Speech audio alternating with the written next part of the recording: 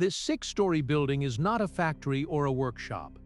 This is the engine of the world's largest LNG-powered container ship. And it's so massive on the inside, workers can literally walk around inside it. This engine powers a propeller that stands as tall as a two-story house. And since this is a container ship engine, it burns an enormous amount of fuel. But just how much? 100,000 liters, just to start it up. And its fuel tank? So large that 6 Olympic-sized swimming pools could fit inside it. Total fuel capacity, 20 million liters of liquefied natural gas. Today, you're going to discover the construction of a mega project that has literally pushed the boundaries of human engineering to their absolute limits. Welcome back again. We are living in the 21st century, but even today, 90% of all international trade travels by sea. From something as small as a needle to something as large as a car, it all moves through the ocean.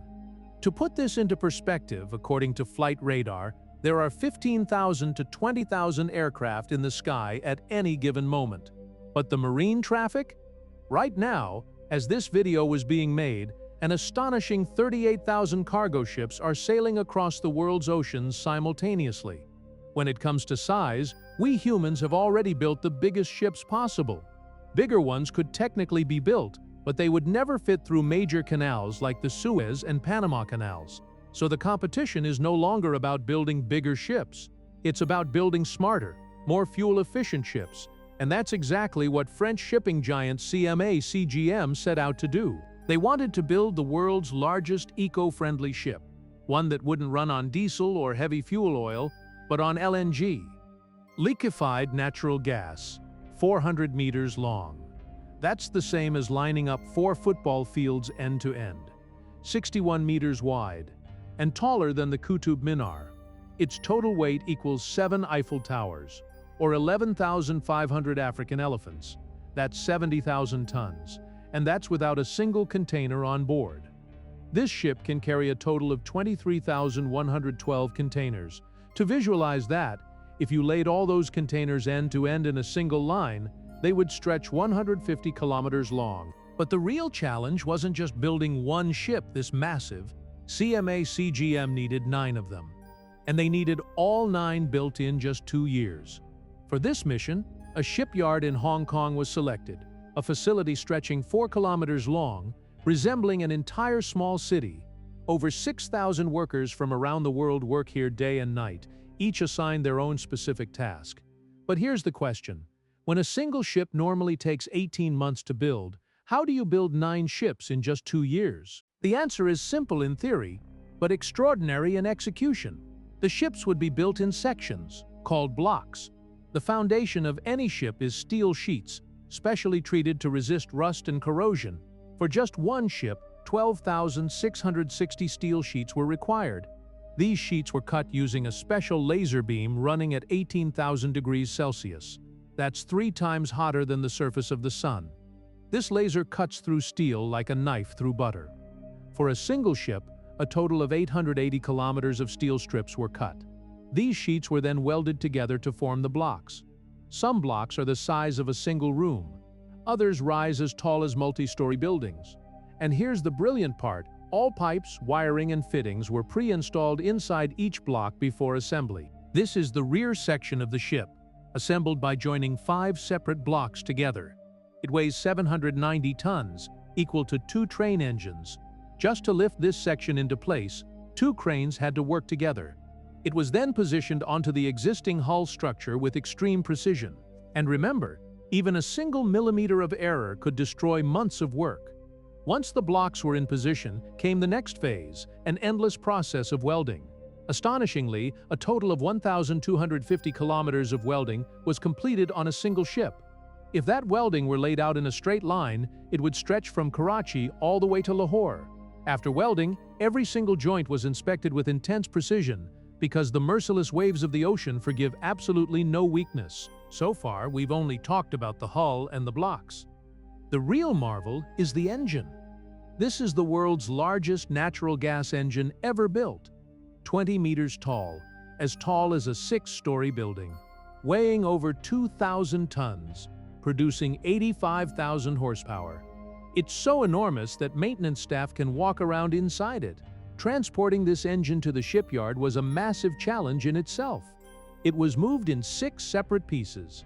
The most critical component is the crankshaft, the part that transfers the engine's power all the way to the propeller. The crankshaft alone weighs 220 tons. To move it, a specially designed remote-controlled platform with 140 wheels was used. And then it was installed with millimeter-level precision. This engine contains 12 pistons, each 1 meter in diameter. The crankshaft connects directly to all of them. This engine will drive the propeller mounted on the back of the ship. Cast in a single piece, this propeller weighs 92 tons and stands 10 meters, or 33 feet, tall. The engine's power is transferred to the propeller through a propeller shaft. And this shaft must be perfectly straight. Even the slightest bend would create violent vibrations at high RPM. To test this, a special blue dye was applied to the propeller shaft, and it was fitted into the propeller housing. When removed, the dye revealed exactly which parts made contact and which didn't, and where too much pressure was being applied. The shaft was then adjusted accordingly until the fit was perfect. This ship will not run on traditional oil or diesel. It is designed to run entirely on LNG, liquefied natural gas. This is a massive environmental victory. Compared to conventional fuel, LNG produces 99% less sulfur dioxide, 91% less air pollution, and 20% less carbon dioxide. It's a giant leap toward cleaning up global shipping. But to make this happen, CMA CGM had to pay an enormous price. The biggest challenge? Storing LNG in liquid form. LNG must remain at -161 degrees Celsius at all times. If it warms up, or if the tank insulation fails, the LNG turns back into gas, expands, and the consequences are catastrophic. This ship needs to travel all the way from Asia to Europe without a single refueling stop. That means the LNG fuel tank had to be enormous. How enormous? This is the largest LNG fuel tank ever built in history. Its volume, 18,000 cubic meters, large enough to fit 6 Olympic swimming pools inside. Total capacity, 20 million liters of LNG. But the real challenge wasn't building a tank this big, it was keeping it cold. Think of it as building a giant thermos the size of 6 swimming pools inside a ship. It took the company approximately 9 months just to build this fuel tank. Multiple layers of insulating materials were applied to the tank walls, protecting the LNG from the heat outside. Then came the most critical stage, leak testing. This tank had to be completely airtight, not almost airtight, completely. Workers used a brilliantly simple method. Soapy water was applied to all the joints. Then a glass container was placed over each joint, and a compressor sucked out all the air from inside. If a joint was weak, the vacuum would pull outside air through it, and bubbles would form in the soapy water. Any joint that leaked was identified and repaired. After passing the leak test, the final layer of insulation was applied, a special steel membrane just 1.2 millimeters thin. When the -161-degree LNG comes into contact with it, the steel contracts. The wavy design allows the steel to shrink and expand without cracking or breaking. And here's something that will genuinely amaze you. This very same technology is used in space stations. After 8 months of work, the world's biggest thermos was complete. Once the full structure of the ship was ready, it was time to protect it from the ocean. Salt water, waves, and constant friction eat through steel. And a rough hull surface increases fuel consumption significantly. So, a special protective paint was applied across the entire hull. One ship required approximately 1 million liters of paint, covering a total area of 9,500 square meters, more than double the area of Vatican City. After painting, the final and highest block was installed, the command bridge. This is the brain of the ship, where the captain and crew work together to navigate and control everything. Across the entire 400-meter ship, a system called Smart Eyes was installed, giving the captain a full 360-degree live view of the ship from the bridge without ever having to leave it. After 1.5 years of relentless work, the first ship, named Jacques Sade, was finally complete. For 15 days of rigorous sea trials, every single system was put to the test.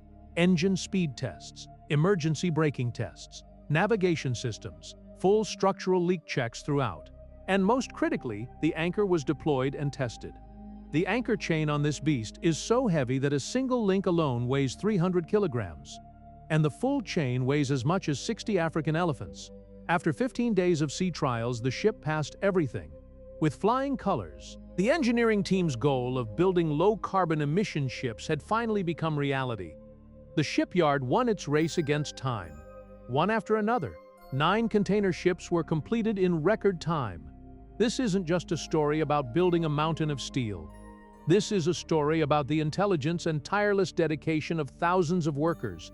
These ships are now ready to rule the world's oceans and to do it cleaner than ever before. These megaships prove one thing above all else. When human beings truly commit to a goal, they can move mountains of steel through the most unforgiving oceans on Earth. I hope you enjoyed this ZMTV video. Please like and share it generously. Thank you so much for all your wonderful comments. See you in the next incredible video.